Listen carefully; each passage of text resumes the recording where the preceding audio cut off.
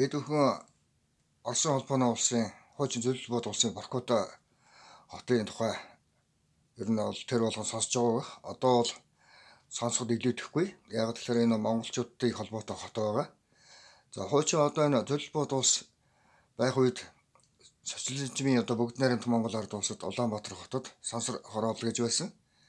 За яг энэ үед одоо бас нэг аюултай үйл явдал болсон нь одоо Монгол оронд маш томоохон дэлбэрэлт үүсэж одоо газрын уран болон газрын нефт одоо маш аюултай одоо байгалийн үзэгдэл болсон. Тэгээд одоо Улаанбаатарчууд нүүсэн байгаа. Монголчууд одоо тэр жигт одоо нүүгээд Воркута хотод ирсэн. Тэгээ Воркута хотод одоо Орос, Монгол болон англичууд хүртэл амьдэрсэн. Яагаад тэгэхээр одоо Америк хүртэл одоо тухайн үеийн одоо асар том байгалийн үзэгдэлд одоо бүгд нэрвэгдсэн байгаа. Англи улс л ялгаагүй. Тэгээд баруун Европын орнууд мөн ялгаагүй одоо тийм одоо эвгүй байдалд орсон. Ер нь бол хотууд бол сүнж сүрсэн байгаа. Харин ганцхан хотоо одоо цэвэрхэн үлдсэн байсан. За энэ бол Воркута хот байжээ.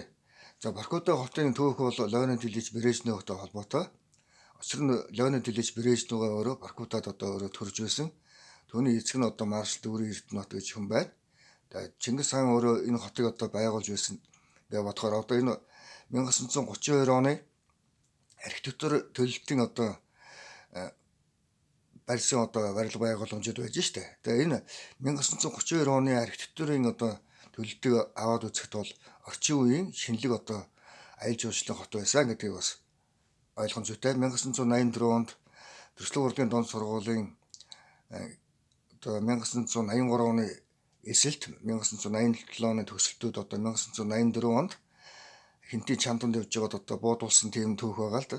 Тэгээд одоо энэ буудуулсан залуучууд маань бүгдээрээ Хинтийн чандганд одоо явах замдаа буудуулаад бүгд Орос хүмүүс болсон байгаа.